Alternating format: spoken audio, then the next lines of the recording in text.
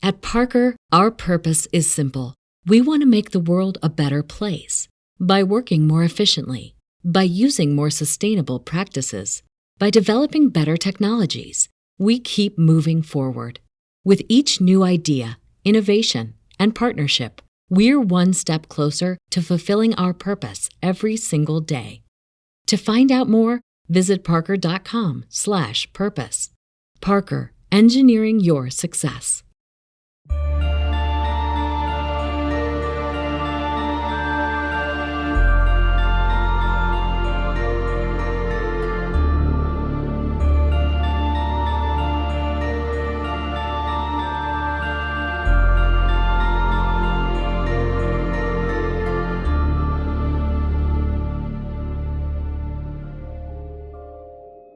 The Mayan Empire was a civilization that was centered in the jungles of what is now modern-day Guatemala. The Mayans forged their empire among the near inhospitable rainforests and the tropical lowlands, which, if you ask some scientists, is a feat that should have been impossible. But after creating mind-boggling cities, which scientists, after new discoveries have been made, are now estimating may have housed over 10 million inhabitants, they seemingly vanished, abandoning their cities and temples to be reclaimed by the jungle forests. The Mayans were leaps and bounds ahead of other civilizations at the times in terms of astronomy, mathematics, and innovations in agriculture, and they simply left it all behind. Theories abound on the hows and whys these people left behind their 1,000-year-old cities that were built with such stunning precision and care. Temples that match the very constellations of stars, marked major astronomical events, and have eerie acoustic properties. Fresh off their journey to the Mayan city of Chichen Itza, Braden and Zell bring first-hand accounts of the awe-inspiring sight. Join the theorists as they delve into the origins of the Maya, reason for the Mayans' decline and disappearance, what they left behind, and how mainstream Mexican tour guides are reluctant to admit that extraterrestrials may have had a hand in helping the Maya build their empire. Welcome to Alien Theorists Theorizing. Case file 62. Chicken pizza with some Mayan toppings. Well, I'm Braden. I'm Zell. I'm Dan. And new to the podcast, long-time listener, first time on the air. Our good friend who we went down to Mexico recently to save, Amigo Grande. Hey guys, it's good to be here. Thanks again for saving me from down in Mexico. Yeah, no problem, buddy. Welcome to the pod. So, me, Zell, you may have seen all our pictures of Chichen Itza on Twitter and Facebook and Instagram. We had one featuring Amigo Grande. Little known fact, Mr. Conspiracy was also with us, but decided to just keep drinking rather than to come to Chichen Itza. He said, "Fuck that! I'm going golfing." Yeah, that's like, a lot of stairs. Yeah, it's like, Mr. Conspiracy, we're gonna go see one of the coolest sights in all of the world. He's like, "Yeah, I'm gonna go golfing." I'm gonna pay $200 for a round of golf. Yeah. We're gonna go see these ancient ruins that have been around for maybe hundreds of years and are absolutely incredible and one of the crowning achievements of human civilization. Oh, no, I'm going to keep drinking. And I'm just going to play some golf. Yeah. Classic Mr. Conspiracy. Class act. Yeah. Well. It was a good fucking trip, though. All in all, it was a great trip to Mexico. Yeah, it looked like you guys are looking pretty fresh in your AT t-shirts. Yeah. Did you wear those the whole time? The whole time we're in Mexico? Yes, of course. Yeah, did not leave my body. Those must have smelled terrible. We brought Andrew one, but he refused to wear it. Yeah. He didn't want to cover up the guns. Yeah. Why did you just tear the sleeves off? I don't know. His hands are too sweaty or something with all the sunscreen. Too much sunscreen. He'd never been burned before, and he's like, "What's this? Oh, my skin's all tender. What's going on here? Who's happening to me?" Yeah. He's like, "I'm brown. I don't burn." Pretty funny. It's like you are closer to the equator down there. Yeah, he was pretty adamant. He's like, "I've never burnt in my life, man. I'm not wearing any sunscreen." All right, That's man. a terrible idea. Yeah, All right. Fuck sunscreen. He got burnt. Oh yeah, he when he started blistering, and he was like, "Should I see a doctor?" Sunburn, man. Fucking cool your jets. Went and bought like I'm shedding my skin. What's happening? I'm a lizard person. Ah! went and paid $45 for some fucking cool aloe vera gel from the resort. They blew their souvenir money on aloe vera and Yeah. sunscreen from the resort. All right, well, let's get into. I got the UFO case file of the week here. I'm just gonna plug it into the Randomatron X2 right now, and I'm gonna hit go. Let's do it. And stop. Perfect. Did you hear that baby purr, Amigo Grande? Yeah, purred good. Yeah, it's very quiet. Quite the Sometimes elegant machine. yeah. It's a lot more quiet than the lights in Mexican prison, I tell you. The constant buzz. It's too quiet. You can't sleep in Canada. But it's either the bugs or the lights. All right, I'm gonna fuck up all this reading as I usually do. Jindabin abduction. I think it's called Jindabin. Sure, we're How would going with Ginger Bin. It's actually nice having someone else in the studio here. I can confirm the spelling here. Jindabin. Yeah, I would call it Jindabin. For all of you who don't know, is Mr. or Amigo Grande has to stay at my house because part of the international treaty to get him out of prison, he's under strict house arrest in Canada. So He's got me on lockdown. I've got him locked down. He's in. Send care packages. Yeah. Okay.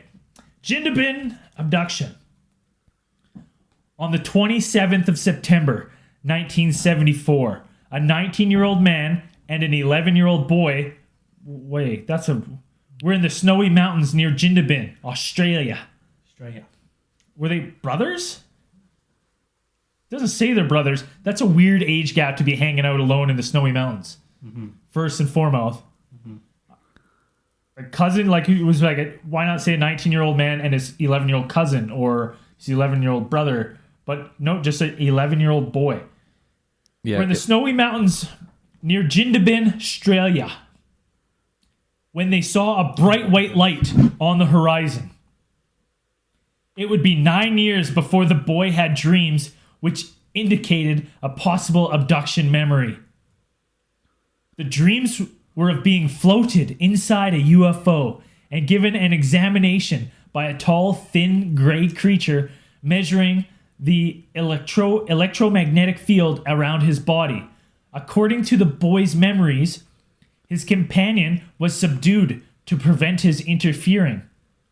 Whether or not this was a psychological or real event cannot easily be determined, but the fact that they also saw the same bright light for 1.5 hours the following night indicates the possibility of a psychological event implanted over a mundane sighting, with possibly the intervening years of memories distorted the recall. That was a long fucking sentence. that was one That sentence.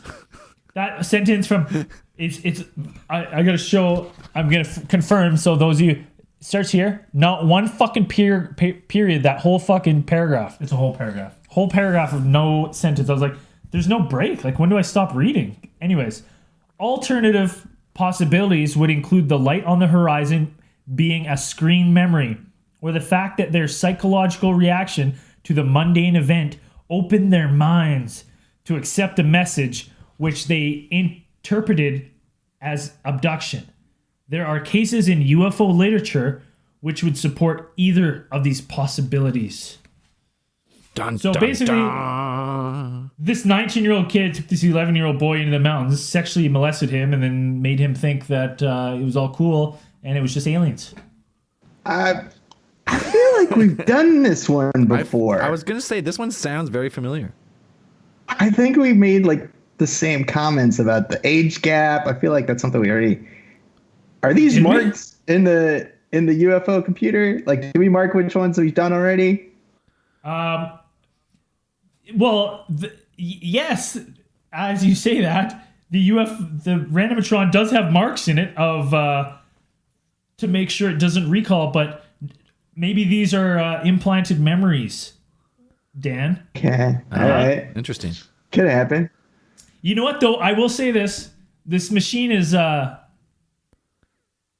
infallible, but I did notice that when it spat back out the book, the seam is quite worn on this opening here. Their book really likes to pop open to this page. Okay. You know, often with the refrigerators and the lights in Mexican prison, we'd have to hit them on the side. Oh, It's maybe. not working. All right. Well, Maybe just, the randomatron needs a. just in case here, I'll do a second one. A nice quick one. bonus. Sure. Gammy Bert. Bert Gammy. He's Canadian. It's great old Canadian name. In 1964, Bert Gammy, driving in Canada with his mother and daughter, was buzzed by a huge UFO. The significance of the case was the official reaction that followed. When visited by an officer of the Royal Canadian Air Force, whom Gammy had telephoned, and whom he knew personally. Oh, I'm just gonna quickly telephone the Royal Canadian Air Force. The officer stressed that he would publicly deny having any involvement in the investigation. So he calls the Royal Canadian Air Force. He's like, "Oh, I'll be right there." And he comes and he goes, "If you tell anyone that I was here, I'll deny I ever came." It's like, why do you even go? Why do you even go to investigate? So that's a quick one about Bert Gammy. That boy Bert. Yeah, that's just a quick one. Some of these are real short. So like this is the randomatron usually marks it like this. I better do a dually mark. I think the randomatron might need a little tune-up. Yeah, it's time for the X3 maybe. Maybe Thanks for time for the maintenance. X3. Yeah, well, We got to ship. we should do it. It's because we got this one from Australia. We should get. Yeah. Pretty sure we got this one from Yeah, Australia. I think it's time if anyone else has a randomatron, the plans for randomatron Get upgrade. X3, please send them to us because we're due for an upgrade. Yeah, as you can hear, this one fucked up big time. Well, let's get into some space news. Oh yeah. Well, a bus-sized space lab is hurtling towards Earth. No one knows when or where it's going to re-enter and kill people. Mexico. Do they say it's gonna burn up? I'm not sure. Are they saying it'll stay intact all the way down, or? I think most of it's going to burn up. My favorite part of this is China officially is like, no, it's not in control. We're in complete control. It's not out of control at all. We're bringing it down. It's not crashing. We want it to come in. They're like, okay, well, like where are you? Like how are you controlling its descent and where's it gonna land? They're like, don't worry about it. Whatever. I mean, they potentially wouldn't want anybody getting out there and stealing anything that's from there. If it does crash, it's 8.5 tons. That's heavy. It's pretty big. I mean, it could be. I think most of these things are designed to burn up on impact, or not impact, in re-entry. I don't think anybody would really. I think they would think about that when they were building it. But It's also China, and they're saying that it's not in. They're like, oh no, we're in control. So who knows? Actually, if it's made in China, it's gonna. I'm surprised it didn't burn up on departure. They say only 10% of the spacecraft will likely survive being burned up on reentry. Right. so that's what. But so wait, what's 10% of 8,000 pounds? Like 800. So there's a random, the worst lottery in the world is happening right now. An 800-pound object is about to just smack into something. Isn't a ton 2,000 pounds? Is it ton? 2,000? Yeah. Yeah. Oh, so then it's 16,000 pounds. So that's like 1,600 pounds. Yeah. Oh man. Hope it hits my truck. I get a new truck. I hope my truck's parked next to your truck. That'd be dope. Couple new trucks. Well, I hope it hits my work. I don't have to go to work. Anyways, so Perfect. that You can hang out with me all day. yeah. Well, you're on house arrest, so there's Yeah, not much you can do, anyways. can't go anywhere. This is an interesting one I read. I pulled up. After 1 year in space, NASA astronaut's DNA no longer matches his twin. Yeah, that's been big in the news I read lately. that. That's pretty neat. It's insane. His DNA has altered by 7%. So are they still twins? They're still, well, I guess they look. They're like he's just a little off. Yeah, I heard that, but I also read that it wasn't nothing. It's nothing new, like that. They blew that story up way more than it should have. He's still identical to his twin, but it changed as much as you think it would from space travel, which is like it's barely at all. But it is a cool story. Well, Either way, it's pretty cool. Yeah. Will it revert back? Like I know astronauts usually get a little bit taller. I don't think so. Most of the changes to the DNA. I mean, they're results of like radiation and stuff. You have, I mean, the space station is shielded, but you are exposed to a lot of different types of radiation up there. I imagine it would be like if you were an X-ray technician or something, and you're exposed to radiation, your DNA might change a little bit, when compared to like an exact, your exact twin or something like that. But it's nothing. He's not going to grow like an extra arm or anything, or get laser beam eyes. Yeah, that would be Shame. cool. Shame, because I didn't want to sign up for that. Yeah, I want laser beam eyes. NASA, this one's a little disappointing. NASA delays the James Webb Telescope launch window to May of 2020. No. Push back a little bit. Wow.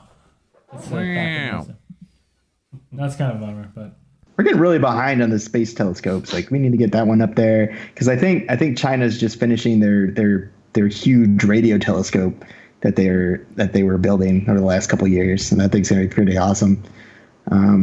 We need to get another telescope up there. It'd be super awesome.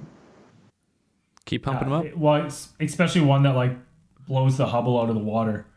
But I guess you want to get up there safely and not to fuck it up on the way. So, this one's great. This is just a great headline, and I refuse to read any more than just the headline. Walmart files a patent for autonomous robot bees. Yes. Oh yes. Walmart bees. I don't care. I don't want to know anything. Did they say how big the bees? I'm imagining like small football-sized bees just flying around with Walmart on the side. Lower prices or whatever it is. They carry your merchandise like the Amazon drones, but instead of Amazon drones, they're just giant Walmart bees. That'd be pretty awesome. Start of Skynet. Yeah. Well, Skynet happened. I think we recorded a podcast on the day Skynet went live on the movies. Can't remember the date. I don't think we got that one in Mexico. No. So the new space race has officially begun. Vladimir Putin revealed plans to put Russians on Mars in 2019, next year. What? Yeah. Awesome. So I didn't even hear about that. That's nuts and cool. So you got to think this is gonna it's gonna be instantly another space race. I just imagine like the scene from The Simpsons, and it's like you see the video like you do the moon landing, but it's on Mars with Russians, and they put down their flag, and instead of the red, white, and blue one, it's the Soviet Union flag, and people are watching like, Soviet Union? I thought you guys disbanded like 20 years ago. That's what we wanted you to think. So that I like that because that's kind of that's pretty ambitious, I'd say. Yeah, it's like 3 years before SpaceX plans to have it be able to do it. Well, and everyone knows SpaceX's deadlines. They set some crazy goals and they don't usually meet them. Yeah. So what they say 2022. Yeah. It's probably, and NASA said like 2032 or something. So it's probably somewhere in between there if they actually make it or not. I feel like Russian astronauts or what do they call them? Cosmonauts are like sitting there. They just get the memo like, hey, get ready. You're going to Mars next year. They're all gonna be like Dolph Lundgren, and just this like crazy montage of them training and dress suits. Yeah. If I die, punching the machine there. Steadily going up in count. I see now. I can't. I've had this one pinned for a while, and I can't remember if we talked about it last time. But I'm going to do it again. There's a reason they call it the Red Planet. Oh, Yes. nailed it. Yeah. Aurora news. Next. There's a new kind of aurora on Earth, and its name is Steve. What? What's up, Steve? Steve is a narrow east to west running ribbon of purple light, sometimes slivered with green. Wait, do they name all auroras? This is new to me. I don't. No, this is a new one. It's never been documented before. Is Steve like an acronym? Steve. Well, it was first called Steve as a joke by the people who discovered it. Between 2015 2016, these citizen scientists were taking pictures and like sending it to NASA, and then NASA looked over and was like, "Yeah, this is a new aurora we've never seen." And they kept the name Steve, but I can't remember. I can't read where it says. Oh, here it is. Strong thermal emission velocity enhancement, Steve. Nice. So yeah, there's a new aurora called Steve. Look for that east to west, and you can see this one. It's most commonly found southern Canada, northern United States. So that's I don't think I have any more for space news. That's all I had. That was pretty good for saying you didn't have much. Well, I had I marked down that to do a rest in peace to Stephen Hawking, who passed away. Right. Yeah, he went down. I don't think we talked about that one. Went down what? On Pi Day. Pi Day, yeah, April or no, 14th. March 14th, yeah. Yeah. I'm pretty sure they're gonna put his ashes on the next space launch. I think that's what I remember hearing a while ago. That's in his will. Well, I've seen him to be launched into space. He had a funeral and he had a coffin, but I don't know. Maybe the coffin was this. Oh, they gotta. Well, yeah, but then they're gonna cremate him. Just burn the whole then- coffin, cremate it. Yeah. That's how you cremate people. Oh, is it? You cremate through a coffin? You do it? I thought I'm you curious. You've seen the movies. They put the coffin in there, and they like. I always thought What? you just fucking. yeah, it has to be done in a box. Really? Yeah. Why? What's the difference? What a waste of a box. Perfectly good. Well, That it doesn't have to coffin be a probably big cost him expensive $10,000. They'll probably move him out. I don't know. Anyways, he deserves to go to space Yeah, 100%. for sure. To rest among the stars. That Float. was really good. It sounded echoey too, Dan. Yeah, it did. Yeah. That was not after. That was not post production. All right. Well, who wants to start on the Mayans?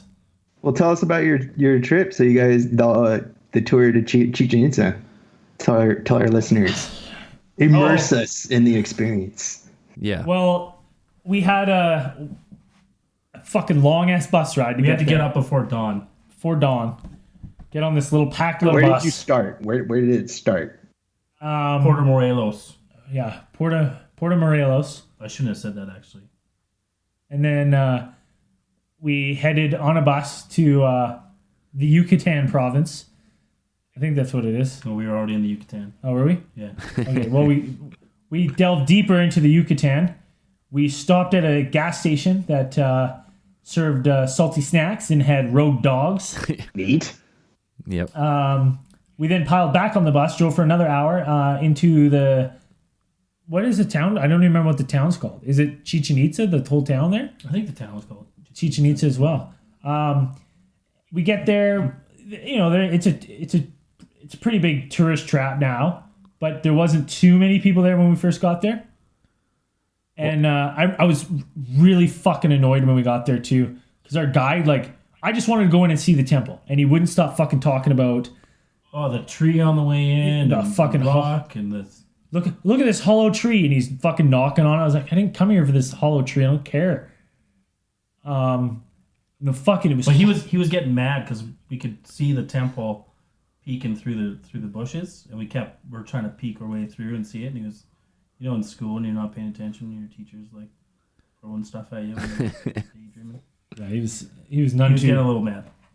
But so we walk down. It's dusty as fuck. It's hot, and then he's going on about these trenches and digging these trenches, and I don't think anyone gave a fuck. And we finally get to the opening, and you just see it, and it's like all of it was worthwhile. The whole like 3-hour trip there is.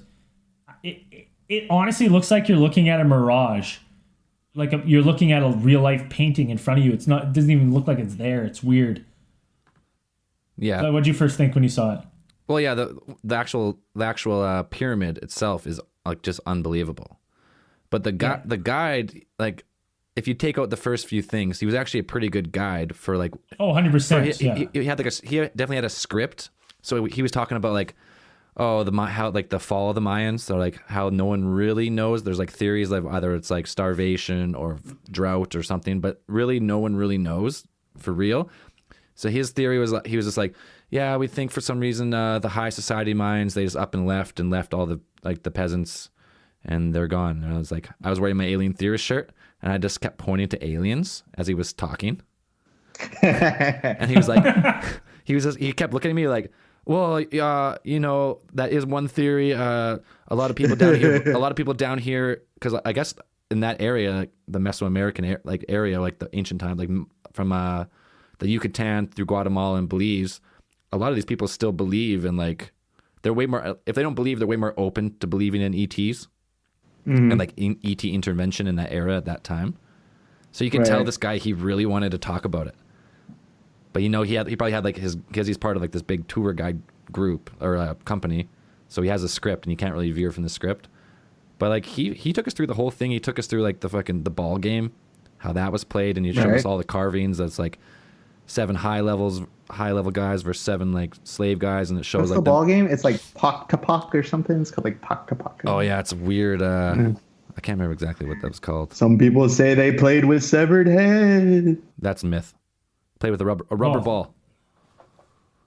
But they did sacrifice not in all the games, but in the games in Chichen Itza, it was like the biggest court in that area of the whole Mayan Empire, and that was like a ceremonial game. So they said they'd do it. Our guide said they would do it when like if they were. I can't remember exactly what it said, but pretty much they would only do it on special occasions for ceremonies and stuff. And then the loser, one of the slaves or whoever was playing, they'd get their heads chopped off and they'd be sacrificed. Yeah, only one guy from the losing team. Yeah.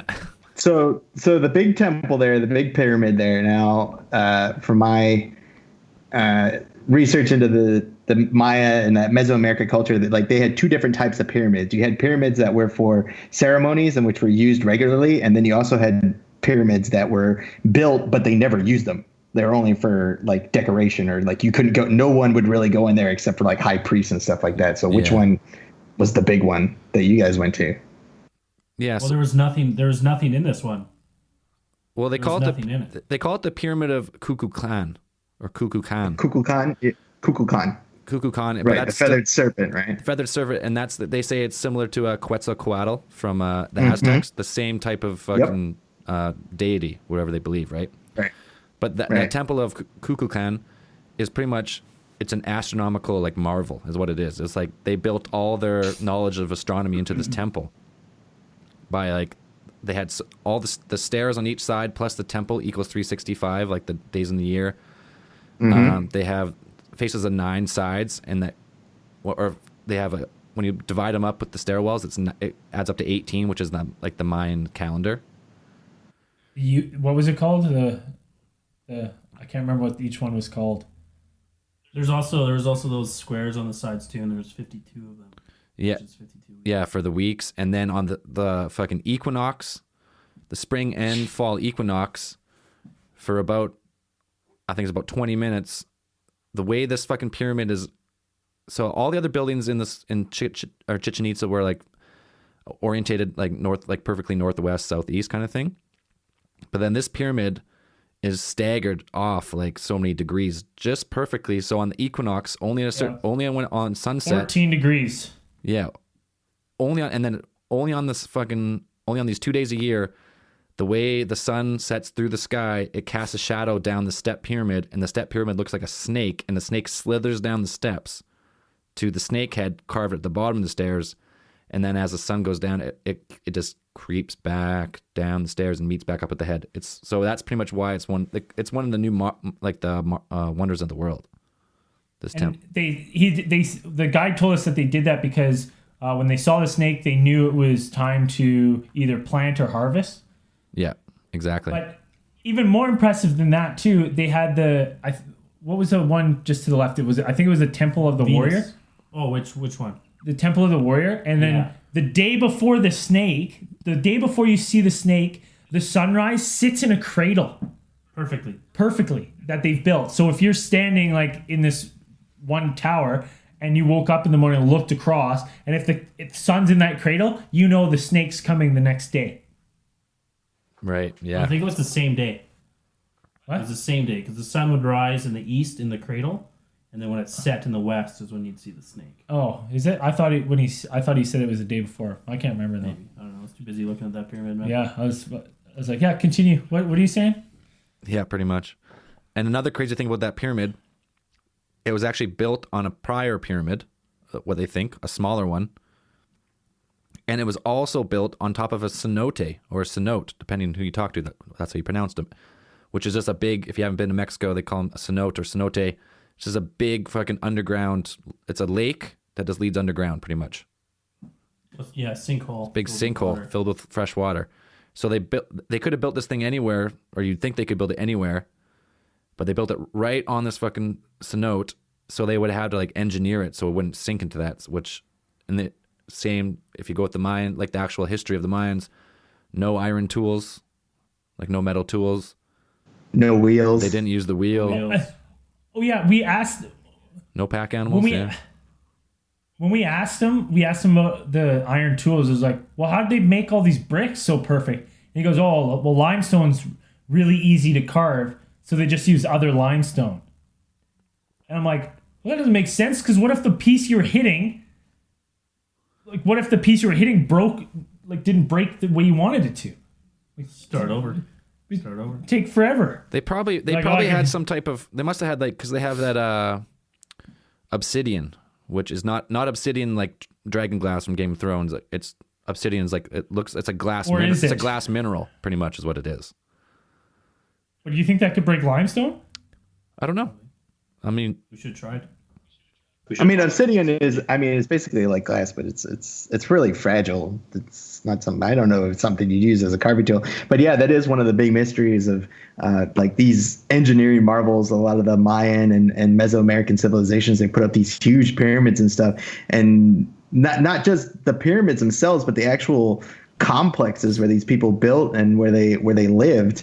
Not counting just like, if you count not just the temple complexes like the ones that you went to, but the outside areas where they built things like apartment buildings, defensive structures, all kinds of granaries, storage facilities, and things like this. You have these huge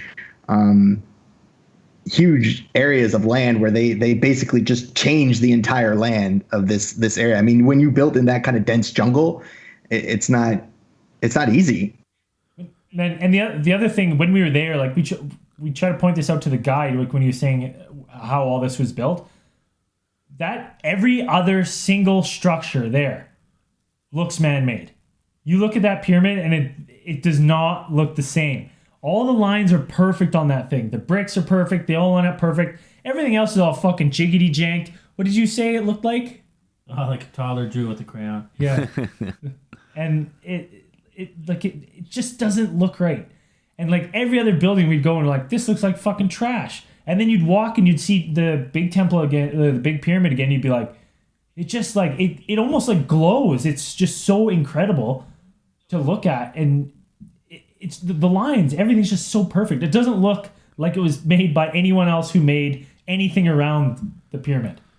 Yeah. And a lot of people remarked on that. It's that at the height of its development, which is about, they say is probably between about 250 to 750 AD, you had them building these incredible structures and things like this. And then they had a steep decline after that, about they're saying around like 800 to 1000 AD.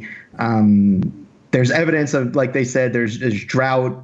There's a lot of evidence in the surrounding area. I mean, they use a lot of things. They base their theories on things like the development of the rings in trees. You know, the thinner they are, the less moisture that the tree got that year. So some of the areas, like the tree rings, are very small for a long period of time. So they're saying that there was a large drought at this area, and over like a period of 100 or 80 years, they had these really bad droughts. And not just the formation of the tree rings, but also things like stalagmites, which stalagmites are formed by, water, limestone infused water dripping over a large period of time. If you have no water, your stalagmites don't grow for a period. And it's the same thing as a tree. You cut them open, you can see where they grew. They have rings on the inside. And these things when they collapse, they're saying that a lot of the civilization, they just kind of like left out of the area, and then they built these like crappy little huts and these little agrarian societies like outside the areas. So they left all the temple complexes and stuff like that. And well, it's not just the huts though, Dan. There's like a huge church and a huge observatory, like giant, they're like huge structures, but they look like trash. There's even another smaller pyramid. Yeah, even another pyramid mimicking a pyramid. That looks garbage. Okay, well, let's before like we go any farther, we got to say that the pyramid itself is actually being refinished on the two sides. Yes. So what they did when they found it originally, I guess I can't remember the exact years, but it was, I think, originally in the 1800s, and they restored it in the early 1900s, like 1930 or something.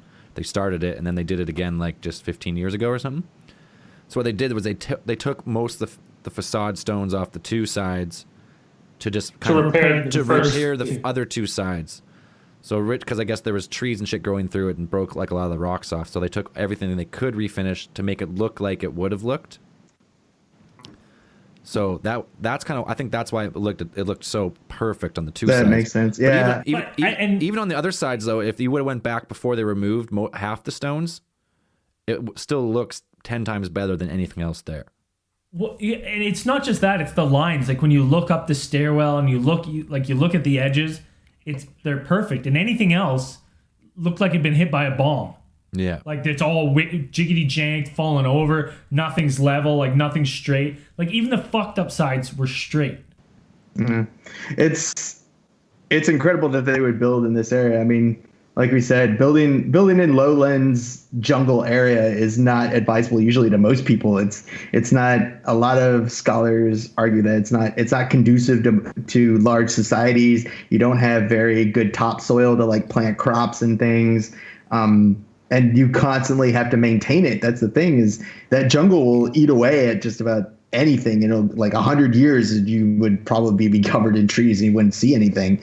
They say that probably about 90 to 95% of the actual Mayan civilization has actually been uncovered. A lot of it has just been eaten away by jungle, or is covered and is still sitting there undiscovered.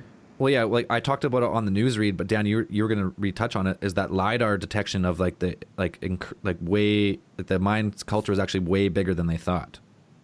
Yeah, at least in some of the cities, we talked about it that recently, about 2017, late 2017, researchers were using light detection and ranging, or LiDAR, and they found tens of thousands of previously undetected Mayan houses, buildings, defense works, and even some other pyramids in the jungles of that area.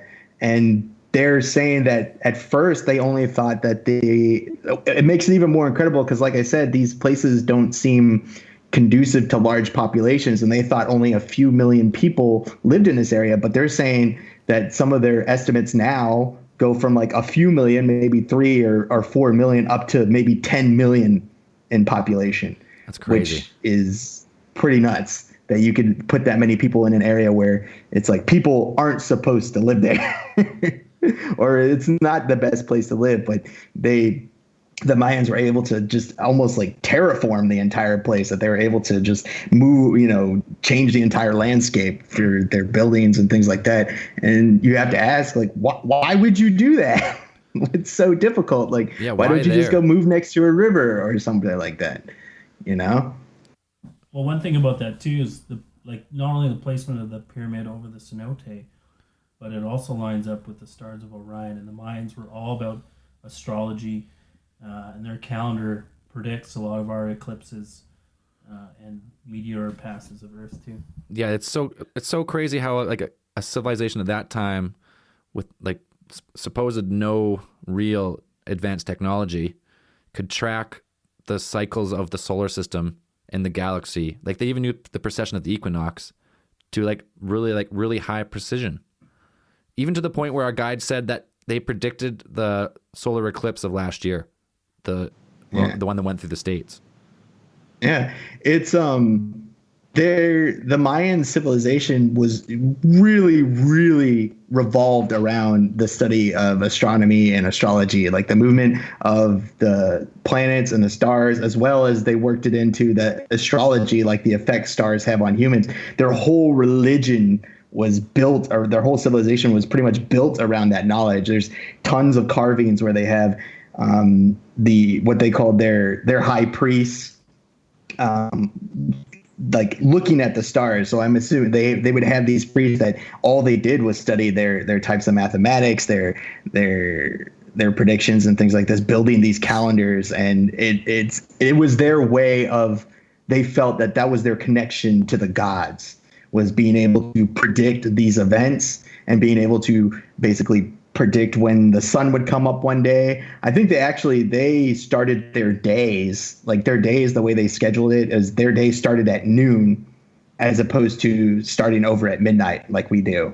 Right. Which was always kind of strange. Well, they think it's strange for us to do it that way, but you know, they had a different way of looking at it. And the fact that, you know, it's just the way, I think it's just the way that their civilization worked. Whereas like Western civilizations for the longest time, it was just like, okay, everything goes around the earth, just leave it at that. God's going to deal with it. Where here it's like, we have to understand this or we won't understand what our gods are telling us. Like we have to watch the stars. We have to be able to tell when we can plant our crops and things like that. So I think it's a lot of it comes from that. It's how advanced that it was just that it was endorsed, the study of the stars and things like that. It wasn't black magic or anything. It was like, we just have to do this. When we were there, Dan, the guide started talking about how like the Orion's belt perfectly at a certain time of year, you can stand at the top of the pyramid and it lines straight up. And Ryan started bringing it up. He's like, isn't that, because we were trying to get him to talk about aliens the whole time. And Ryan's like, isn't that crazy? Like pyramids of Giza line up with Orion. This, Peru, 3 cultures that never talk. They're all obsessed with Orion. He goes, crazy coincidence, hey? And the guy was like, yeah, he's pointing at his alien shirt the whole time. The guy's like, Everything he said, everything the guide said, like, it's all based on speculation. And he's always like, yeah, we think the high culture, for whatever reason, they just left the peasants to they just left the cities and they just went to the jungle and built their little huts and that was it. Dude. And then he started showing us that, like, the pictures where they, like, were trying to elongate their skulls and shit. I was going to talk about that, yeah. It's crazy. That's absolutely crazy. Like, why? Like, all the people of power, all, like, the high class and stuff, were trying to... And he was like, oh, they were trying to do this so that the peasants would think that they were closer to God or look like gods. And it's like, so what have they seen that they're trying to mimic? Yeah, that's a good question. I mean, a lot of, not just that one, but cultures like in Peru and others, even some Asian cultures, like head binding was done to even I think some places in Egypt like having Africa, having that elongated skull, it was a sign of either nobility or closeness to the gods. And why would you do that? Like, it doesn't make any sense. Yeah, for me, I'm like, I don't know why. And even if it were like, okay, maybe there was like a really great king who was born with a skull deformity and it looked like that, and you're trying to mimic that. Even then, it's like, well, wouldn't that be recorded somewhere? Like, oh, this king was born with this weird messed up head, and we've all done it because he was really great. So if we make our heads like that, we'll be great. Well, but nowhere in the historical record is it really like. Well, that's the crazy thing about the Mayans, right? Is because they only have like really 4 written scriptures of the history. The rest is in carvings. And that was after like conquistadors came through and like it started off like they accidentally wiped them out, kind of. And then eventually, I remember, he was telling me the story of this one guy, and he pretty much came and just burned everything that he found. He started. He started. Yeah, off they had a bunch of codices that had recorded all their astronomical knowledge, and we burned all of them except like 4. Yeah, there was probably hundreds of them. Yeah, and they're all gone. So like the civilization is not even compared to like the rest of the world. If you take their like carbon dating of the sites, which is not necessarily exactly when they existed, but it's when they found material at that certain level where they dug. But 900 AD was when they the modern Mayans fell. Like when the height of their civilization was about 900 AD. Right.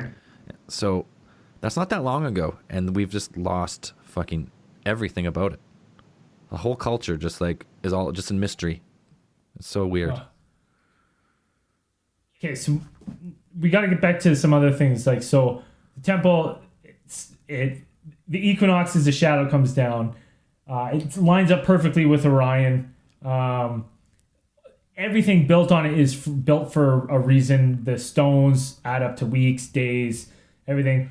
And then if you stand at the base of the stairs and a couple steps back, you can clap, and it makes this like wicked weird like clap back, like like I can't even make the noise. It sounded like, remember in Jurassic Park when the velociraptors communicate with each other? Yeah. Yeah. Yeah. Like that. That's what it sounds like. That's exactly what it sounded like. And like we when we were standing at the pyramid and we were like fucking around with all that, we're like, there's no way that everything's a coincidence. Like, oh, they built this perfectly like this. But I was like, that's the one thing that we were like, this could potentially be a happy coincidence.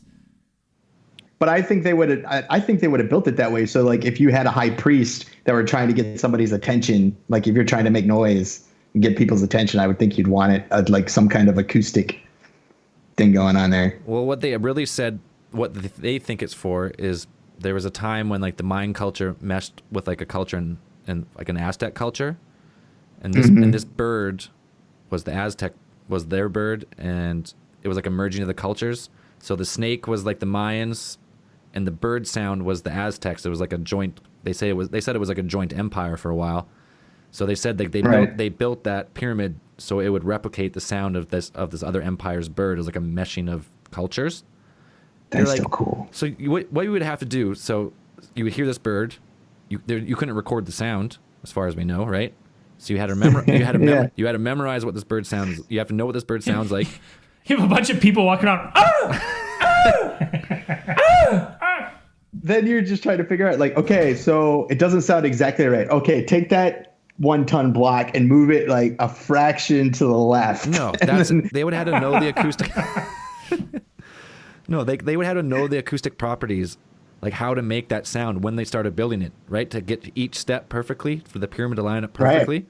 Like you couldn't have been halfway and like, oh, we have to change every step by 1 centimeter now. No, because it has to line up with the equinox. Because like, just to even pretend that they knew and they planned this out, the patience, because you would have one shot every year to make a measurement, and you would never know if it was going to be perfect until you were done, and then it was perfect. I wonder how many times they built it and then took it down and rebuilt it a couple degrees to the left. Keep moving it. Right. Well, better luck next year, guys. You would have literally one shot. You would have minutes before the sun moved. That's what I mean, man. They had that thing mind-boggling. They had that thing perfectly dialed in when they started the foundation. There was no on the way up they changed stuff because it's all perfect from the first step to the last. It's all perfect the whole way up. And you're like, so they knew what angle of stairs they would have to build to have that sound frequency replicate back at that tone to make that sound. Yeah, and there's actually, the funny thing is, like, some of the explanation for these things, if you we can go ahead and posit that they got this knowledge from somewhere. If it wasn't native knowledge, if they didn't acquire this, in the way that knowledge is usually acquired by like trial and error, then they got this knowledge from somewhere or someone else, right? Yeah. I mean, we're gonna point to the aliens on the T-shirt. It's like, why not? And some of the explanation, I think, can be, if you look at the Mayan creation myth, is to me, when I read it, it's almost eerie, like how it lines up with some of the things, and it could easily be used as, you could say that, well, maybe it was this. For example, they have like their creation starts with about like 6 gods. There's like 6 deities, and then and they all kind of lived on this giant primordial ocean, and then another overarching god named like Huracan, which is the Spanish for hurricane, came down and blew a wind across this primordial ocean, and then they raised up the earth from that ocean. So these deities, basically, after they had established the land and they had created plants and animals, decided that they needed people to worship them. Since animals didn't speak, they were like, well, we need people who can worship us. So these deities decided to create the first human beings, and they used mud. They said they used mud, but these first humans, they said, had no souls, and therefore could not worship, and they were also very, very vulnerable to water. So they destroyed them in a great flood. Of course. Which is like a flood. The flood myth is, Well, like all these religions. Right? All these religions have a great flood myth, and this is no different, which is very, it's a little bit eerie how they line up. Then they said they created a second human, basically. And this one they made out of wood. But they said that these people couldn't worship either. And so they were also destroyed. And that these people, the ones that did survive, became the monkeys in the trees. And if you wanted to get real nuts, like those could be Bigfoot. Oh, shit. Maybe. So after that, after all that, you had a period where they had about the two amazing. Basically, the Mayan culture revolves around these two like amazing twins called Huanapu and Jabanque.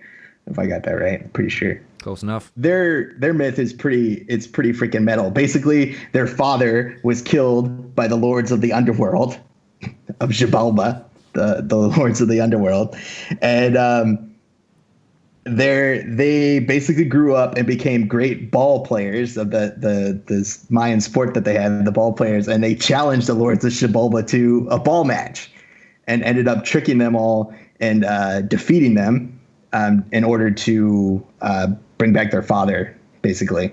Now, after all this happened, they created the third race, which is us. And they said that they created us out of corn.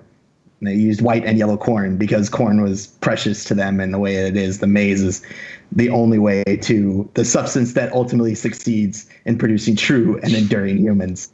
Which is strange. But Interesting. Well, Andrew had made a comment when we were there, and we were told that story. And Andrew was like, "It's weird how all the religions also have like two brothers, right? Like Cain and Abel, and then these two guys. There's always so many similarities between so many religions." Yeah, and it's like not even like these ones. Like, I mean, you could say in Western religions that Odin and the Jewish God are closely intertwined. A lot of pagan mythology got woven into Christian mythology and stuff like that. But like a civilization that was nowhere near these ones and developed pretty much exclusively by itself away from Western mythology, and they still have a flood myth. So cool. And also the fact that they had these different, even the ancient Sumerians had, when they had their stories of the Anunnaki, like the Anunnaki had created like a prototype humans, or the ones that were also part animal or something like this, and they wanted to destroy them because they weren't doing what they were supposed to do. Like you have all of these stories from different cultures where there was another race created before us, and they were destroyed either by flood or by the gods. And if you take those all together, and you could extrapolate that maybe it was a global event. Like they created us. Oh man. After the fact. Okay, that's a great theory. We got to take a quick break because I'm going to pee my pants, and then we're going to theorize on that because I got some points that mesh perfectly with that. So we're just going to stop right here. We'll be right back.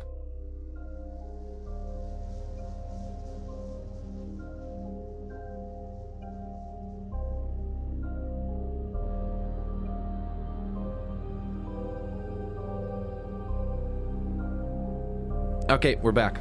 Everyone's cleared their bladders of beer, Yeah. and Ready to go. ready to roll. So yeah, so we're talking about how all these like cultures supposedly not connected by anything. You got like the Incans, the Mayans, the Aztecs. Well, I guess the Aztecs and Mayans are connected, but you have Egypt, right? All these places around the world, all with similar stories of like creation and similar methods of building. So this kind of brings me to the Olmecs.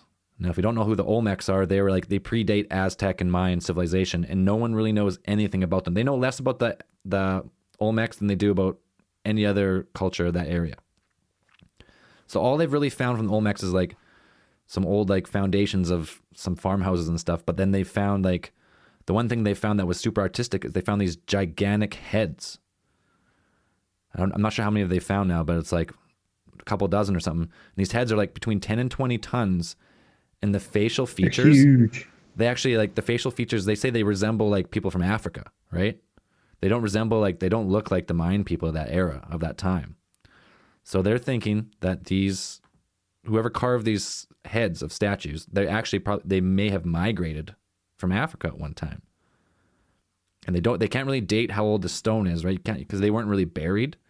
So it's really hard to get an accurate date on stone if it's not like buried with like organic sediment like leaves or anything else. Carbon dating only works when there's carbon. If there's no carbon, like in the rock and stone, like solid stone doesn't have much carbon in it, so you can't really get an accurate date on when those things were carved. No, like, and so a lot of people say that's like why carbon dating that Chichen Itza is bogus when he was telling us that. Yeah, exactly. Because you have to, even if you do carbon date stuff, like you have to carbon date stuff around that area and hope that it's accurate. But sometimes, like especially if stuff's buried, a lot of times like sediment can move, or if there's a sudden shift in the area, like the area strata, like you can mix up stone, or something was buried next to it that wasn't from the same era. It could be all wicked messed up. Yeah, exactly. So when people say like, oh, well, yeah, we carbon dated this around this temple, and we think it's from about 900 AD or something, or they say it's from like 1000 BC. You're like, well, you're not actually, because you can't carbon date. You can date the stone with different methods, right? It's not carbon dating. I can't remember. There's like a few different methods, but that's like dating like long term. Like we're talking millions of years, because that's like time. Like geological time is much different than organic time, right? So a rock will form 1 billion years ago and finally get pushed to the surface like 2 million years ago, and they can kind of say like, oh, from this time period, like judging by this sediment from the volcanic ash and shit, we can find this much phosphate or something in the rock, and then that we can tell it's like 2 to 6 million years old, right? So like huge variation of time, like 2 to 6 million years is like just a lot of area for questioning in there. But you got all these sites, so you have like these Olmec people. And if we go with it, like I'm always talking about this guy Graham Hancock, because his theories are fucking amazing. Yeah, you fucking love him. I fucking love this guy. Why don't you marry him already? I would. You know, I would. I don't care. I don't give a shit. Hancock? No, I'm just kidding. No, so this guy... No, like, so his theory is, I've said it a million times, let's go really quickly. He thinks that about, 12,000 years ago, at the time when he equates that this was the time of the biblical flood, like the biblical deluge or the great flood that happened in all these ancient cultures. And he's now equated this, that there was a fragmented comet that struck the polar ice caps, northern polar ice caps, and instantly changed the global climate like overnight almost, and wiped out a lot of these cultures. And so say these cultures got super advanced before then, and they were building insane structures. After this flood, the remaining, like, cause all their big cities, all their coastal cities would have been wiped out. So say right now, like, sea levels rose 300 feet overnight because the fucking ice caps completely melted. Like, all our major cities pretty much are gone, right? Mm-hmm. So his theory is, like, at that time, a lot of their cities were on the coast. And then his theory is that these guys like Quetzalcoatl, right? The gods that came back, the gods that came from the sea, and they came bearing the gift of knowledge and all this shit to the people of that time. These people are just like, had been wiped out over 100 years. Say this thing, it took 100 years for these people to cycle back through the earth and like re-spread the knowledge. So by the time they got back to the cultures that they once were part of, to like reseed knowledge, all the technology had been forgotten. So then that's like the start of all like mythology is always about, oh, the great flood, the great deluge, the gods did this, and the earth was whipped clean or whatever. So yeah, even in another part of the Mayan creation myth is that the gods felt that the humans that were created from corn, like the final humans, they felt that they were too smart, and that the gods actually breathed some kind of fog into the eyes and took away a lot of the knowledge that the humans had before when they were originally created. So even that kind of lines up as well. Yeah, like that kind of theory of like there once perhaps may have been a global spanning civilization.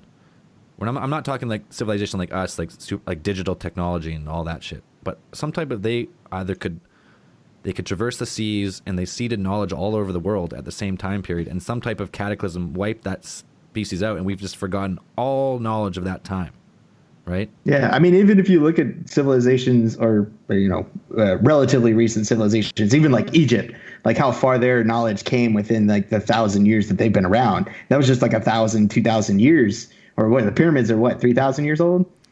Well, yeah, 2,500 BC. They said the Great Pyramid. Right. So they've been around a long time, and just the span of the knowledge that they acquired in that time in both astronomy and math and architecture and things like that. And you can imagine even if there was a society that was around before this great cataclysm that was they were around for maybe a couple thousand years and had advanced that far, and they managed to survive and then respread their knowledge around.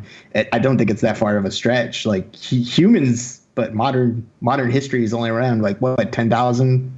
Not even, man. 5,000? Like 5,000 years? Like the Syrians, like I think 5,000 or 6,000 years is like that's like the closest we can say. Like around that time, like civilization started and farming started, and like that's when we started advancing, right? And then all of a sudden, like shortly after that, like 1,000 or 2,000 years later, what they say is, they're building the greatest mega structures the world has ever seen. And then we just lost it all. It's all just disappeared. We don't know what happened to it. Yeah, and they're finding a lot more structures around the world now that they're uncovering that had seemed to be lost. I mean, there's a couple in Southeast Asia. They found pyramids that are, or they think they're pyramids. Everyone thought that they were natural structures, and that they were just like a mountain or a really, funny looking hill. But, people are starting to excavate some of these places like, wait, no, these were actually structures built by a civilization. And as more as this stuff comes to light, it might come to see that we were around a lot longer, or at least intelligent humans were around longer than we actually thought.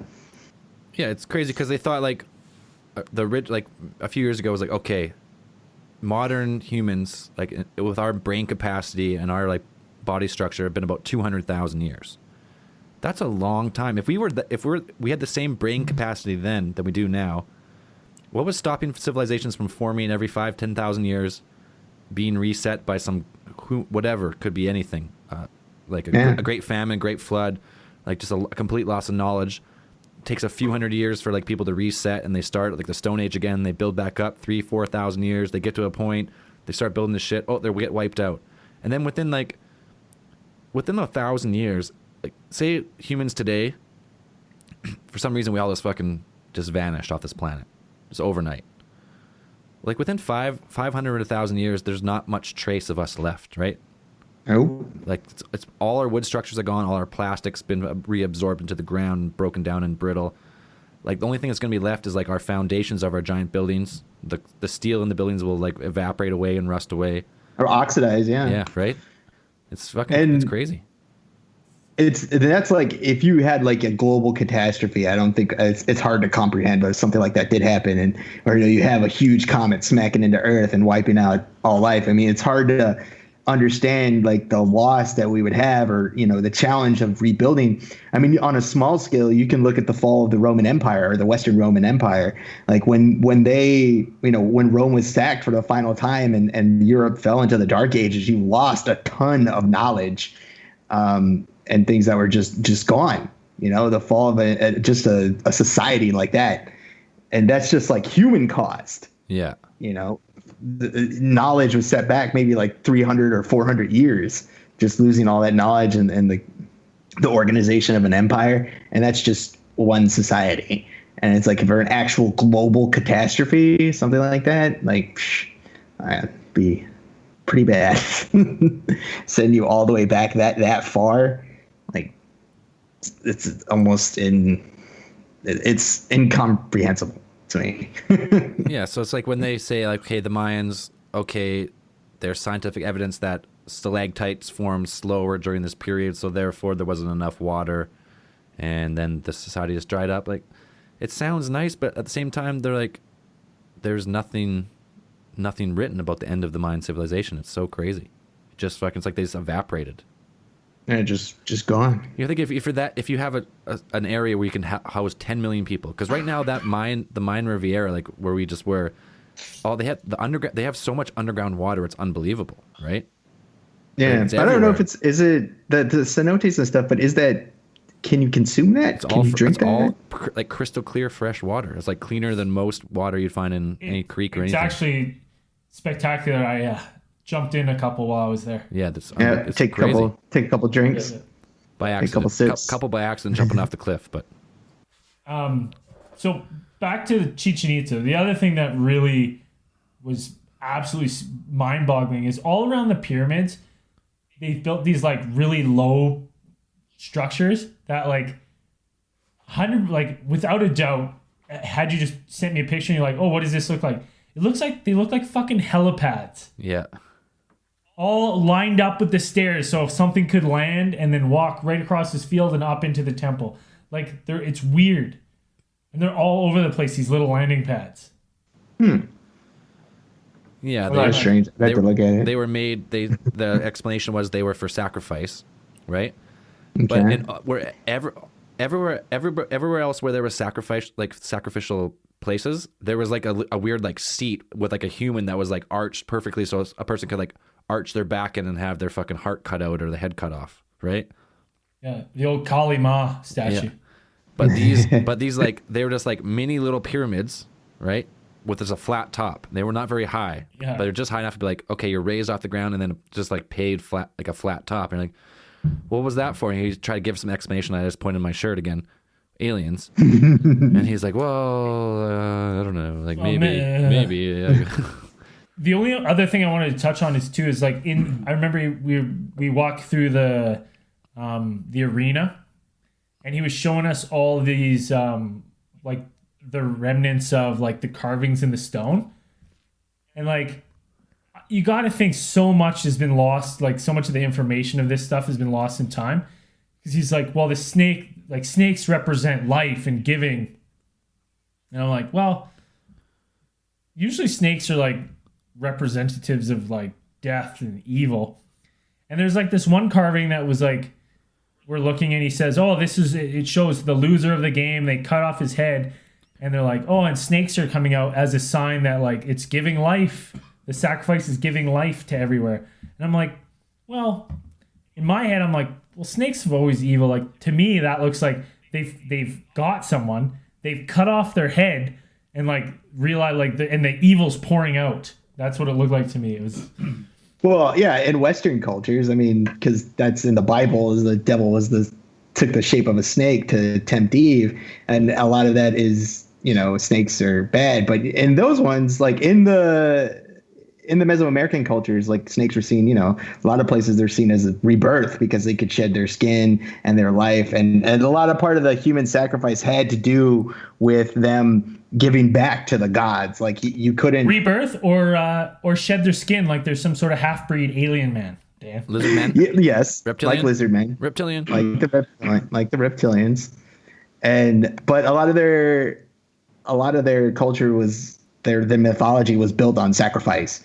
Like you had to give back to the gods something, and bloodletting and human sacrifice was the best way to do it. Yeah, no. Or were they trying to weed out who is human and who's not? Well, Were you there? Were you there, Dan? Were you there? I wasn't. That's what I thought. no, but on the topic of snakes, though, like they did make a snake as their like symbol of the equinox, so maybe it was for good in their culture. But yeah, who really knows? It's really up to So interpretation. They cut off a guy's head to release all the good out of him? We should release the snakes. No, the good was the They had the good people was who for the were gods. made of snakes. Maybe. There were people who were made of snakes, entirely made of snakes. And they were evil, talking snakes. It's the Snakes on a Plane sequel. Aha! No, it's like whatever way you break it down, the Mayans are just like full of mysteries, and no one really knows how they got. Because like, okay, I get you have your astronomical knowledge of like the equinox and the solstice and stuff, because like that's something you can witness like year after year, the same. But they also have knowledge of the precession of the equinox. It was like the wobble of the tilt of the Earth, right? Yeah. Every like 5,000 years or so, it points to a different constellation, just a little bit, and it rotates through the 12. So they know about that. So in order to know one cycle of the fucking equinox or the precession, you would have had to been around like, I don't know, what's a full cycle of the precession? Like 32,000 years to actually know exactly where the Earth's going to point every time. Yeah, and they were doing all these calculations and they were making all these notations and observations when Europe was still like rolling around in the mud. Exactly. Like they were so far beyond this without wheels, without, they don't have, I'm assuming they don't have telescopes. You don't have any of the instruments that you think a person would need, and you were just doing this by how? I'm not saying that they're not smart. Like maybe they just were really good at it, but it's really hard to think about just being able to do all that stuff when our calendars right now are not even as accurate as theirs. Yeah, with like we're close. With all our with our space telescopes and all our astronomy, and we know the same stuff as them now with all our stuff we know. And now. we're just getting close to their calculations. We are just getting close to their predictions. I'm saying you get engineers and they plan to build a structure that the same thing with the shadows on a certain day. And I'm telling you, that day comes where they're going to test it once it's built. It's fucked up. Something's fucked up on it. It won't make the sound either. Do it again. They're like, oh, it's not quite right.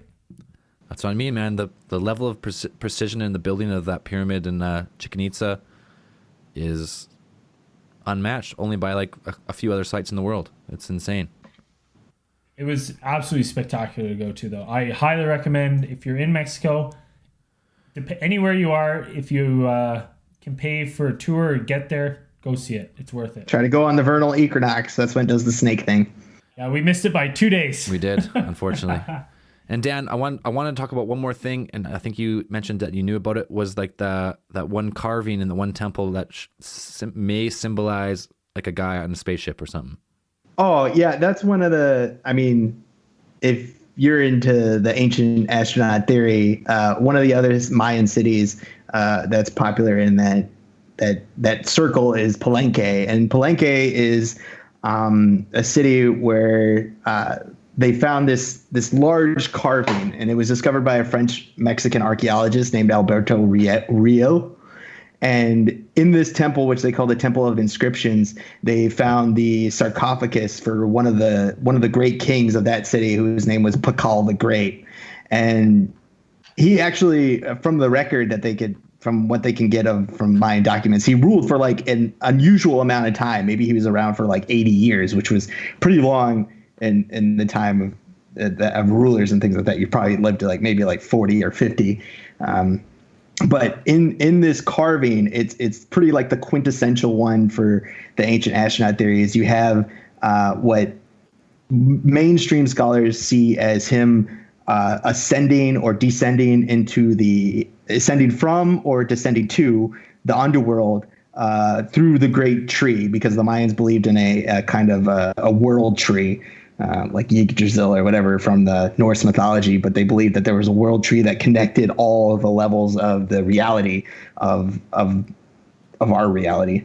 And but other people have seen it as, when you look at it, it seems to look like he's piloting some sort of craft. Like it seems like he's got his hands on some sorts of instruments. There's a lot of unintelligible drawings around him and stuff like that. And some people even say that part of it looks like a breathing apparatus is over his nose. And I'm sure, you look it up and it's hard to, you look up ancient astronauts or ancient aliens, like that one will pop up. But it's funny because the Mayans represent the underworld and things like this as the world tree, but they say in some texts that the Mayans interpret it as the Milky Way. So even then, it's even more interesting to draw the connection that, well, if the world tree is the Milky Way, then maybe he was going somewhere in some sort of craft or something to the Milky Way. Crazy. Yeah. So it's the like we said, the Mayan culture is we've only uncovered maybe like 90 to 95% of there's still 90 to 95% of their civilization that we haven't uncovered. Yeah. There's still so much in there, and not in just the area on the Guatemala, the Yucatan Peninsula. Like, you have areas which like archaeologists can't even get to because of, it's just like it's humidity or jungle. It's complete jungle, or you have like, all the kinds of gorillas and jaguars, not gorillas, man. like not Jaguars. the ooh gorillas, but the bang bang gorillas. Right. Yeah. Bang bang. Not the ooh, but the bang bang. Great. And if we can someday get into those areas, like, you might find out a lot more. And I don't even think they've completely like interpreted or completely translated all of the Mayan language, because the Mayan language the actual writing is fairly complicated or rich, because they used phonetic complements. They used like things like, like ABC. They used shapes to represent words, but they also had pictures that meant whole words. So the word for jaguar, when you written it, you drew a picture of a jaguar, or you drew the picture of a head of a jaguar. But then if you wanted to put words on it or put letters next to it, you put these little dots and lines. So I don't think any of it's been completely translated, which is pretty neat. So there's lots more to discover. So if you're listening to this and you're going into university and you want to, become an archaeologist, or you think that everything's been discovered and there's no new stuff to find, there's lots of new stuff to find. Oh yeah. Yeah, there was a kid in Ontario or Quebec, I think, that just found a Quebec? pyramid. Quebec. Oh, was that? No, what was it? On Google Maps or whatever. Yeah, he used like star maps and Google Maps, and he found. Yeah, that was a big thing a while ago. Yeah, a couple years ago. Mm-hmm. Yeah, they're always finding something new weekly or almost daily. Like, there's always something like, oh, we thought it was this. Turns out, now it was this. You're like, oh, all right. Back in 2015, there's another city, and they're not sure whether it's Mayan or Aztec. They're not really sure. There's another city that's Teotihuacan, Yep. which people have probably heard before. And this one, just in like 2015, they found underneath one of the temples of one of them, the Temple of the Feathered Serpent, Temple of Quetzalcoatl. They found underneath it was like liquid mercury that they had seemed like they had intentionally built this temple over the liquid mercury, and they had found a tunnel that was underneath it, that they built underneath that went to the bottom of the temple. And they found tons of things. This is just the last couple of years. They found tons of idols and artifacts, and like, there's just so much more that we need to find out, and there's so much more stuff to find, So if you're planning to going into that field, like, don't worry about people finding all the good stuff. Like, there's tons more to find. Oh, 100%. 100%. What else we got about the Mayans? That's pretty much all I had to talk about. Yeah, I think that's all I had to talk about too. I had more just chicken pizza I wanted to talk about. I was reading too. There's if you draw a line from chicken itza or chicken pizza, and you draw it basically straight west into central Mexico, 1,100 kilometers, you'll get to a miniature chicken itza. Oh, really? Yeah. Some type of mirror image? Yeah, like a mirror one, but smaller, like a miniature world. How miniature? Like Lego size? No, not Lego size, bigger than Legos. Was it a temple complex for mice? No, bigger than ants, bigger than mice. Probably small humans. Yeah, man, that whole area down there is just wild. Like, so much mystery and just so much like thick forest. Just the, went- middle of nowhere, really. I did an excursion afterwards, and like we had to go do this Mayan ceremony, and this guy's like talking about Mayan culture and he's like, oh, I'm Mayan and this guy's Mayan, and he started telling me, he's like, oh, just like every other civilization, the Mayans believed the Earth was flat, and I was like, well, how, did they really? Because it seems like they had a lot more knowledge than anyone else about the Earth and the rotation of the planet, and it seems like they wouldn't think it was flat. And I was like, didn't they like look at the stars? He's like, no. He was just completely I was like, okay. completely backwards to everything else. Yeah, I was like, oh, okay. Well, fooled me. I was just at Chicken Pizza, and That guy probably listened to Case File 42 and he got convinced real quick. yeah. I didn't bite into it too much, but I was like, ugh. Anyways, that's all I had. Anyone else got anything else? It's unsolved, man. Not without dabbling on for another hour or two. So, hey, did you check into the live recording? Did it turn out at all? Are we gonna be able to use any of it? Oh, yeah. Well, we did do a live recording just immediately after our tour guide left us at Chicken Pizza. It's our first of our ongoing series, ATT on location. Next one will be 2023. Yep, that sounds about right. That's probably good. Every 5 years, we can afford to go somewhere cool. Yeah. and record a brief 15-minute podcast on 4 different iPhones. In the wind. Oh, sorry. In the wind. Sorry, it was 2 different iPhones, but it was about 25 minutes, and actually the wind is not too bad in it. But I'm not gonna. Perfect. I'm not going to be releasing it for onto our mainstream. I think we're just going to do Patreon only because the quality is not great. No, that's fair. So if But get on Patreon. yeah, I was going to say if you want to hear it, if you're donating to our Patreon, like we have quite a few people now. All those people are going to hear it. So if you want to get in on it, go to patreon.com/alientheorists. And if you've never used Patreon, it's super easy. It is pretty much just a artist supporting your favorite artists, whether it be podcast, music, or whatever it is. You pledge so much per month. We take that money and we buy beer with it. If everyone who listened gave $1, we could do this full time almost. Oh no, we could. We could do it. 100%. If everyone gave $1 a month, $12 a year, we could do it full time. We'd be traveling to fucking Giza tomorrow, doing a live location pod there. Well, maybe not tomorrow. I don't know about tomorrow. Yeah. If everyone donated, Not tomorrow. I got something to do. I'm busy. we could go once a year. I'm not allowed to leave Canada. Yeah, it's true. Okay, well, if you've been listening this far, you know where to find us: Instagram, Facebook, Twitter, Snapchat, wherever. AlienTheorist.com. Anywhere you find podcasts. But if you're listening to this, you already found podcasts, so that's useless. Tell 5 friends. Anything else? Oh, Zell, do you have a prolapser of the week? Oh yeah, we got a few things left here. I got my prolapse of the week. I'm gonna give it to. Oh man, it's a toss up here. Got a couple new guys. Let's go over to Scott R.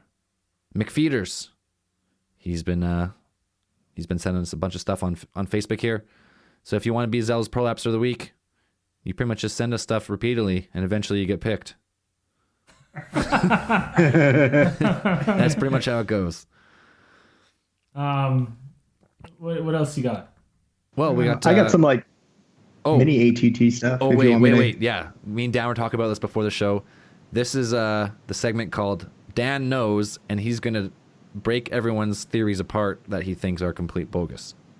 Oh, perfect. Well, it's some of our prolapsers have sent us in some stuff, some really cool stories and things, and sometimes actually the information about these things is more interesting than the actual story. So I like to look into some of them.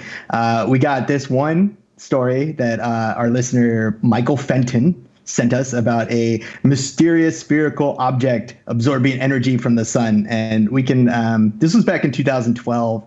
And it shows, if you watch the video, it shows what looks to be a spherical object darkening like the outer layers of the sun and seeming to siphon off some sort of energy from the sun. And I just wanted to go into that. I was like, that's not right. The video was actually taken by NASA's Solar Dynamics Observatory, which is called the SDO. And the SDO is super cool. It's a satellite imaging satellite that they use. And it basically is always pointing at the sun. They use it to observe the sun. And it has like 13 different cameras, which all shoot in different spectrums of light to observe the sun.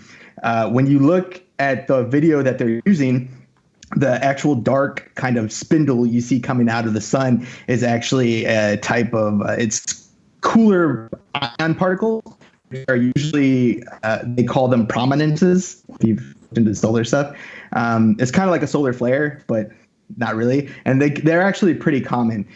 When you look at the video, you think like, oh, but it should just go out and there shouldn't be this weird little circle thing. Well, actually the prominences happen in kind of like a ribbon when they shoot out. So they kind of happen over a couple hours. And so what you're actually looking at is you're looking down a tube. So it's like you're kind of looking at the top of the arch, down it, and then you're seeing the other part of the arch kind of arc out in front of you. So it's just kind of the angle at which they're taking the footage of the sun. So it's not a UFO siphoning off our sun's energy or harnessing some, too bad. There you have it. that's Dan taking the magic out of everything once again. Hashtag Dan knows. Thing shoots 13 spectrums of light. That's super cool. I don't know. I think it's really neat. We got another one that we got from listener Jessica Donnie Gomez. Sent us a pretty much a little Twitter story about this mysterious voicemail that somehow they linked to the missing Malaysia flight MH370. Now, if you watch the video, it's kind of creepy. It sends out this kind of the phonetic military call sign alphabet, and it's like Delta, Lima, Shield. Shield's not one of them. It's Sierra for S. Well, that's you're not a wrestling fan. Oh, what? There's a faction: Roman Reigns, Dean Ambrose, and Seth Rollins. No one cares. They were the Shield, and their theme song was that. But then it was like Delta, Alpha, Shield, Dan it. And then they come out. That fell on deaf ears. That's awesome. Yes, it did fall on deaf ears, 100%. But this little Twitter story was posted by a Twitter user known as Ty. And if you look into this, if you research it a little bit, actually Snopes posted on this, Snopes.com, which is a pretty nice debunking website. They looked at this and they're basically, they went into it. This guy who posted it, as soon as he posted it, shortly afterwards, he pretty much changed his Twitter to resemble that of a 15-year-old girl, and it's really doesn't work that way. And from the Twitter post, it was like, oh, there were solar flares that day, so this explains why I got this voicemail from MH370. It was from the black box, and then when I look at it, I'm like, that's not how it works. That's not how solar flares work. Solar flares do, when they do happen, in a strong enough. Hold on, Dan.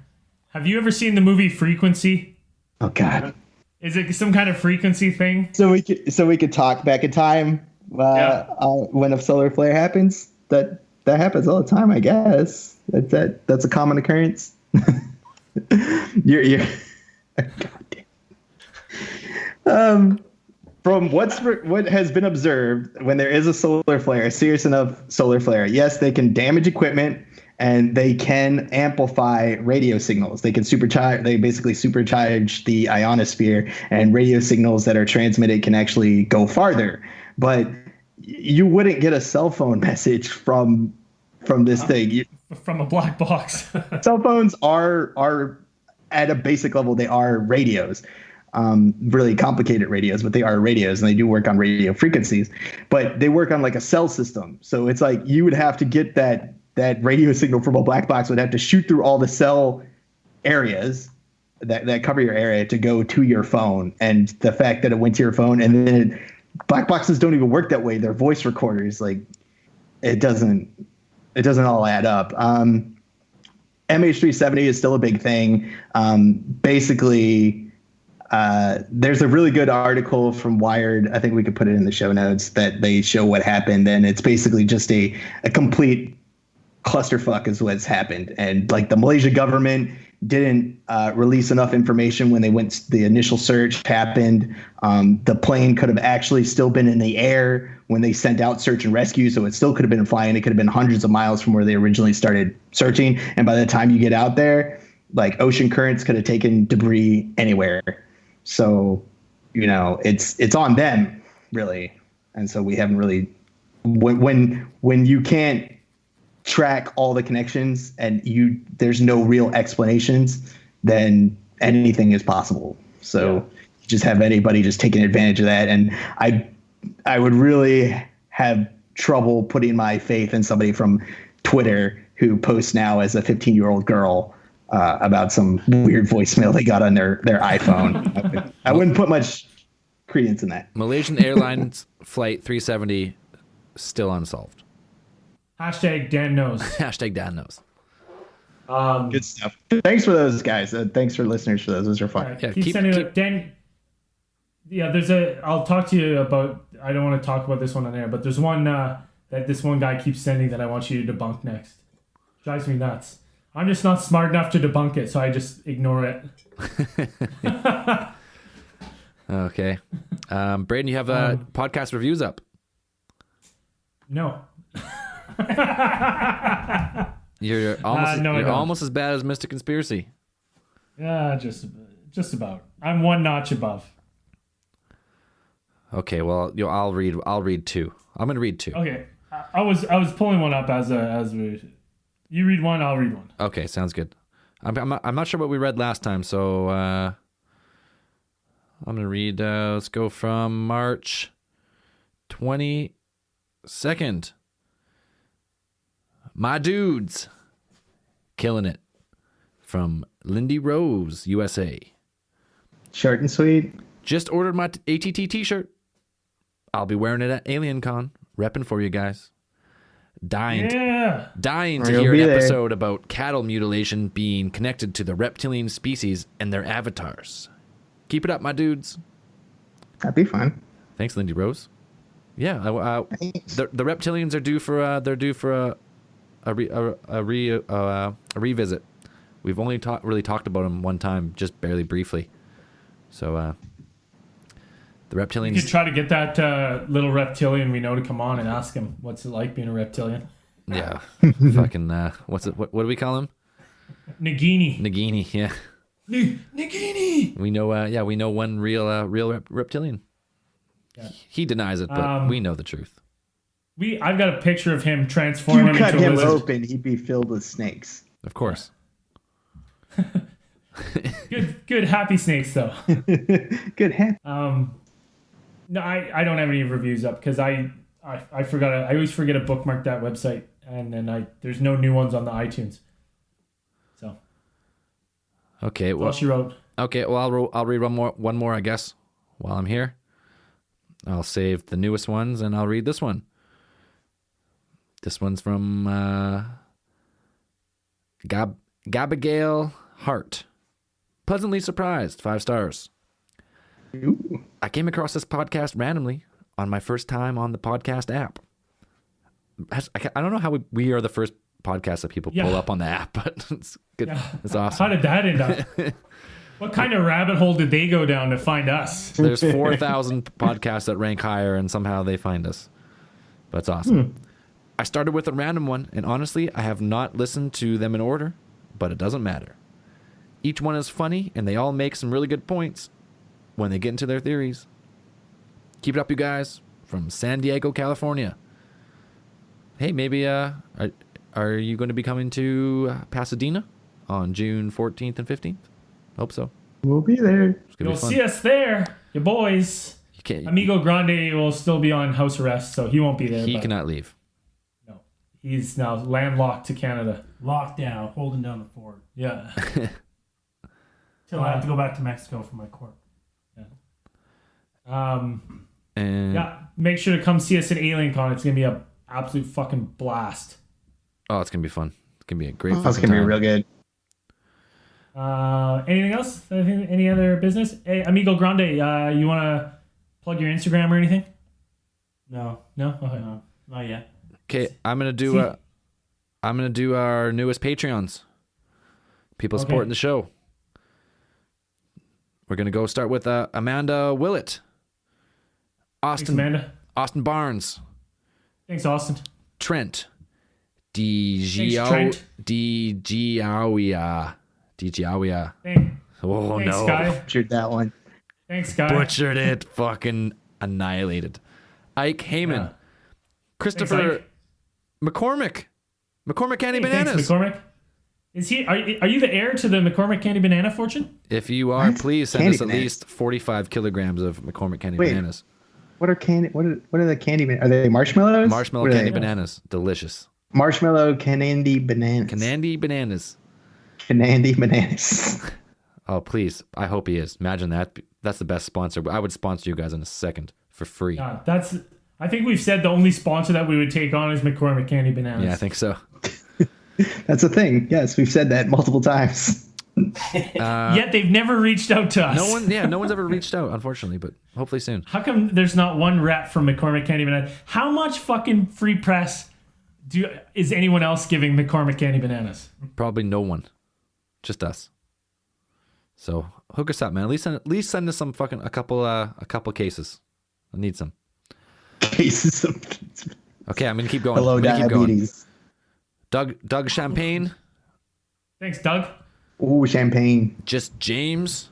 Thanks, James. Thanks, Just James. Just James. Ashley Hat with 2 T's. Oh, Oh, 2 T's. I'll tip my hat to you, Ashley. Thank you, Ashley. Ooh. Erica Molina. Thanks, Erica. Alun Tyler. Loon. Doing cool. And that Cool name. I think those are the people we haven't read yet. Everyone else we've read. Yeah. There will be Cool. in the next few case files. I'm going to be reading everyone again, and you're going to have to bear with me for about 45 minutes while I do so. That's it. That's it for us. We're going to go after. We're going to tell some stories about our Mexico trip on After Hours for our Patreon members, and for everybody else, we will see you on the next case file sooner than later. Sooner than it has been, guaranteed. So as I always like to say, live long and prolapse. What's that noise in the background?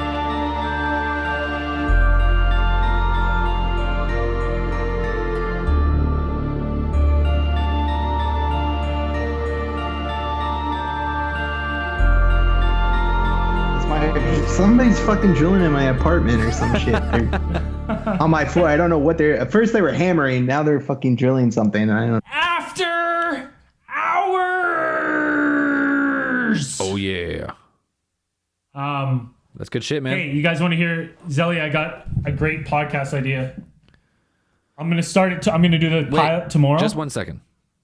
Okay, what? You always give me podcast ideas and you never do them. So is this one's for real?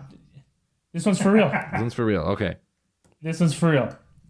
I'm gonna call it Braden. Braden presents the 1-star reviewer.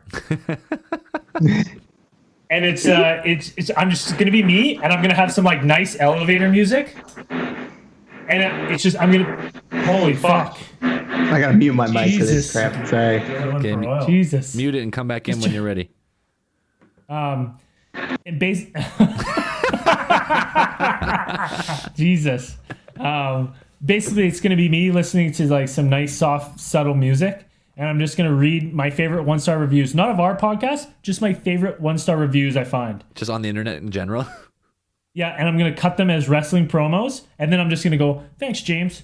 Our next 1-star review is from all the way from Alabama.